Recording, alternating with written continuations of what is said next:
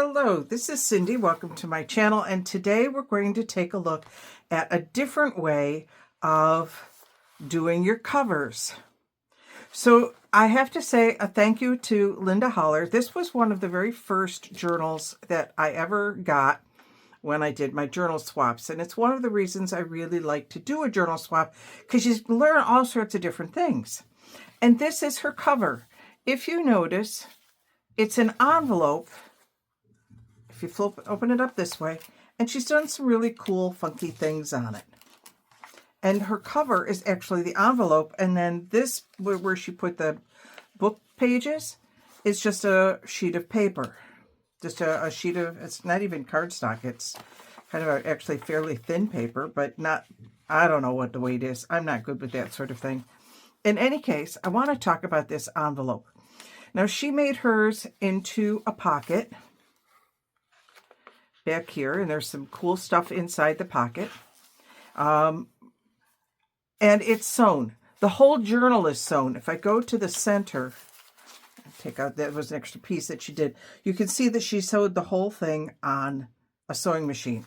And I thought, okay, that is a really cool way of doing it, and you don't have to deal with doing the 3-hole pamphlet stitch, or you don't, it's just, I just thought it was really neat, and I thought that was a cool way of doing it. And so I've had this now for 2 years, and I thought, you know, it's time to figure it out, reverse engineer it, figure out how she did it, and then make one of your own. And that's what I did with this one. So this is the lime green journal, and I made some mistakes. So I need to talk about the mistakes. So it's just tied, in this case, with twine. She used baker's twine for hers. I just used regular twine for mine. And you saw me make these pockets the other day. And I thought, oh, cool. We'll just put the pocket right on there. And then I sewed it. And once I sewed it, I realized I'd sewn my pocket shut. So I thought, all right, suck it up, Buttercup. Just put your grommet in, or your eyelet in, and close it up entirely. It's not going to be a pocket. So I ended up putting a little pocket on the back here with a couple little things inside of it. And then I put this over the front of it, so if somebody wants to label it, they can. I did do the sewn-in signature all the way through. I tried that for the first time. It was interesting, and my machine took it without any trouble, as long as it was, you know, I hadn't done anything to it. I hadn't added any pockets. I hadn't done any pieces to it. So here's, you know, I'm not really going to do a walkthrough of this one. I don't think I'm going to do a separate walkthrough. I will put it up on my coffee shop, but this is a pretty simple journal. I also chose not to do corners, only because this was a 12 by 12 cut down, so it's a pretty hefty weight, and then I tea-dyed it, and I played with it, so it's got some funky colors and whatnot. So, I don't know, I think I'll leave it just the way it is. But let's talk about what you need in order to make one of these. It's simple. You need an envelope. I used an index card, but really anything that you want is fine. I'm going to use a little bit of lace. You need some eyelets. Now, eyelets are different from grommets. I do have a grommet in here. A grommet has 2 pieces. It has the shaft and the ring. An eyelet is just the shaft. It's just that piece. And then that neck is going to bend down and become what holds it in. So you need one of those. You're going to need some sort of eyelet setter. I have my Crocodile. I do have an old, hang on, let me grab it, see if I can find it. It's right here. I should have gotten it out earlier. I do have an old one. This was my mom's eyelet setter and grommet setter, and I can't make it work anymore. I don't have the strength in my hand for this. So I have this one. I have the monster, the Crocodile, and I like it. The eyelets I'm using are from Fiskars.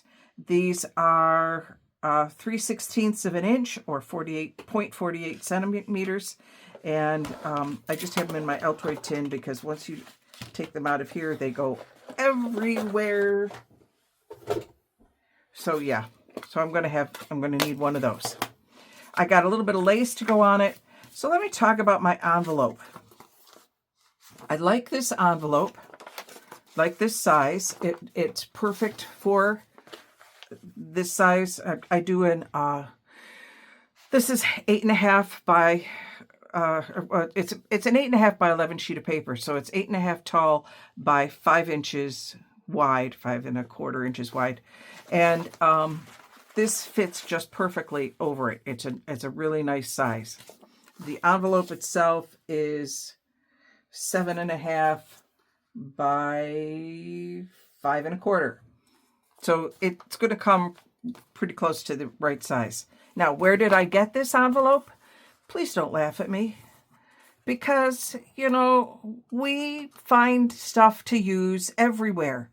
And about 2 years ago, I was going through and cleaning out a bin, and I came across an entire box of our wedding invitations.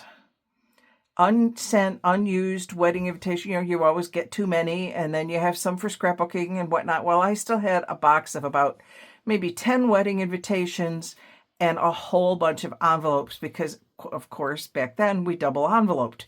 This was the outside envelope that you wrote the address on, and then you had the actual invitation was in an envelope, and then that went inside here. So I have a lot of envelopes, which means my husband and I are celebrating 44 years this coming June. So this is a 44-year-old envelope. It owes me nothing. And it doesn't even have any... Oh, no, this was the inside envelope because there's no sticky on the inside. So look around your house. You may have stuff you don't even remember having. You never know. So I'm going to put this piece of lace. I found this and I think it's really pretty. I'm using blue because eventually I'm going to be making a blue journal. And I'm going to sew that on there like this. I'm going to just go with my machine and I'm going to sew along here and along here and along here. Now I'm not going to sew on camera. I have figured out, I think, a way to bring my machine upstairs. We'll find out. But what I want to do before I do that is I kind of want to tack this down a little bit. I don't want it to be, hang on, wrong bottle of Fabri-Tac. That's my old bottle. Let's get the stress-free bottle of Fabri-Tac. So I'm going to first tack this down so I don't have to worry about it. One, about it moving, but two, I just don't want it to be there. And I'm choosing to put the lined side of this. This is this particular card has both a lined and an unlined side. And I'm putting the unlined side on the inside only because I like how the stripes kind of show through just a little bit there and give it a little bit more added dimension. Okay, so that's going to go like this. All right, I'll be right back. I'm going to sew it and I will be right back. And all of that, so I didn't and I should have. I don't think overall it's going to be a problem once it goes onto a page. Let me grab a piece of coffee dyed. So if this is the front page of my signature, it goes now this way. And I think if I put a rosette or something over there, you're not going to notice that it's a little wonky. I just used a simple zigzag stitch on this. I say simple. Keep in mind, I do not sew very well. So this was really a little more difficult than I might think. Okay, I'm going to go ahead and put the grommet in, or the grommet. I keep saying grommet. It's not a grommet. This is a eyelet. I'm putting in an eyelet. So I'm going to use my crocodile to make my hole. Right about there.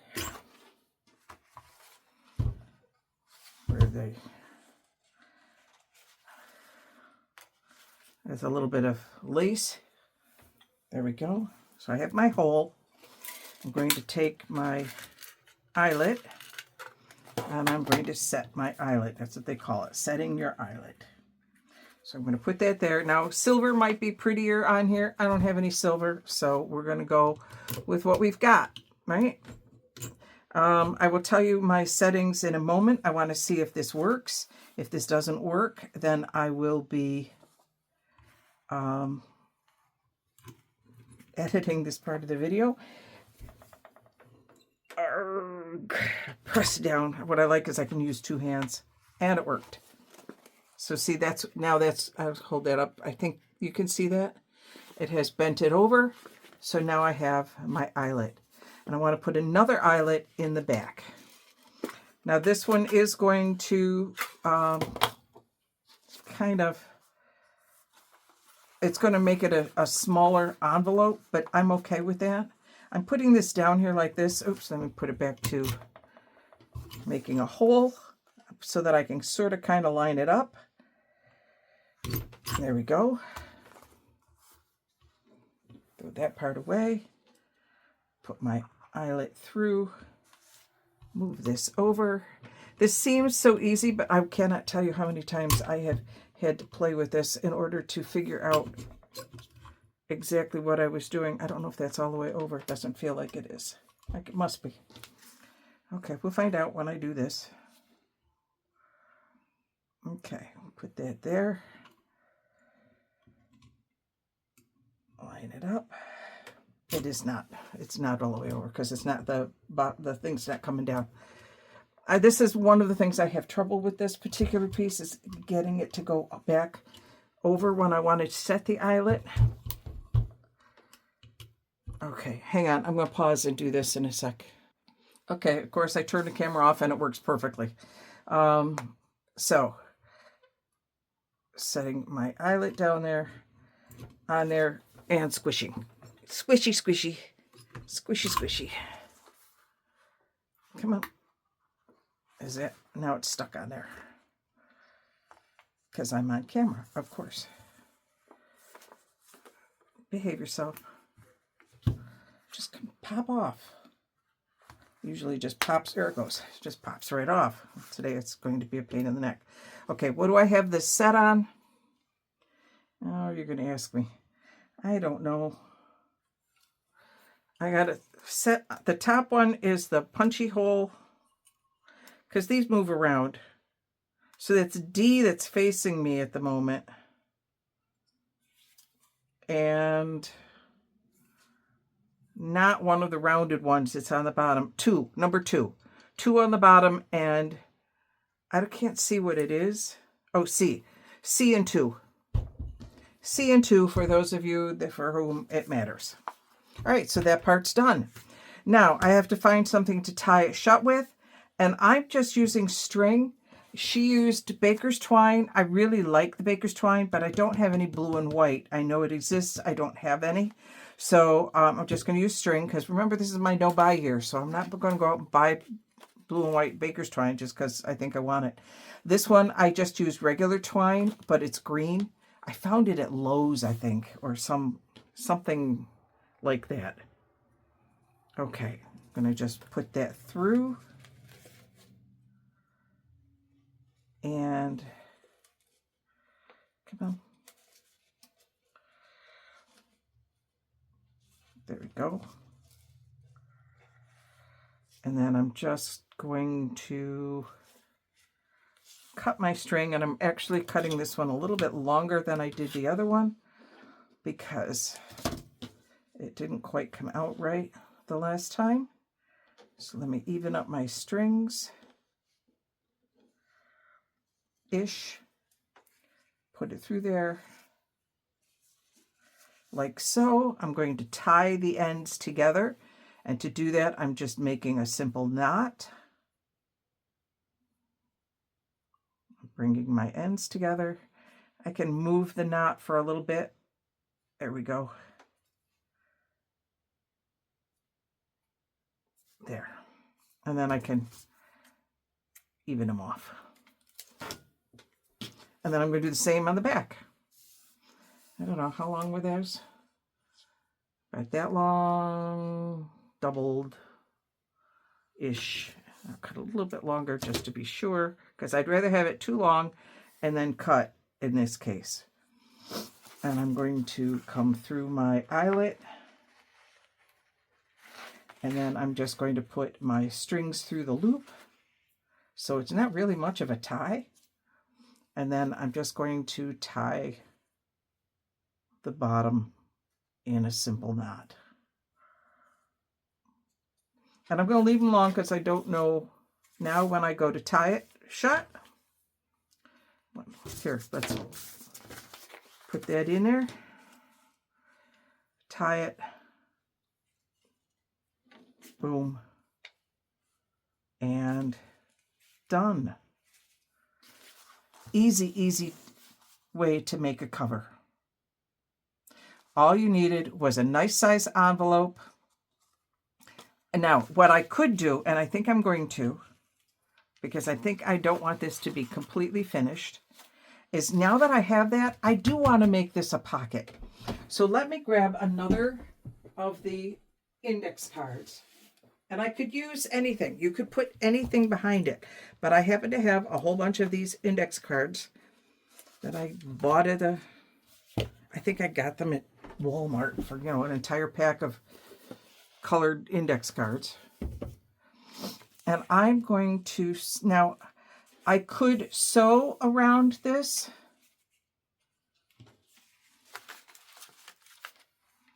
If I wanted to. But I don't think I do because the sewing is going to show up here as well. And I really like that clean look.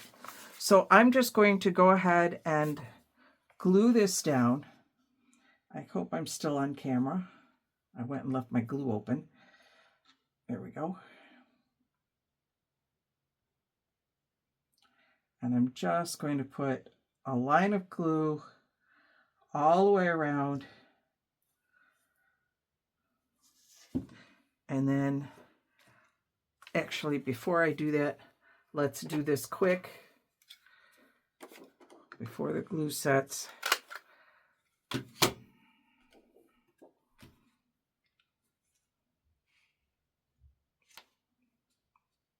And there we go.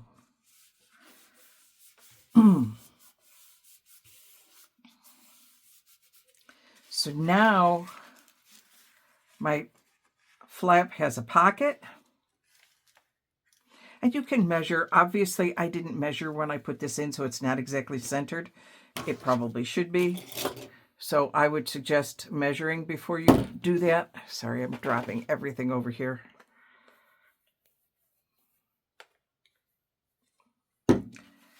There we go. So now when I make this actually into a journal, I can just slip this right over the top as my cover. Isn't that clever and easy? I love it. Linda, thank you so much for your idea. It was easy to implement, and I hope you're enjoying these videos. If you are, please make sure you hit the like button, click the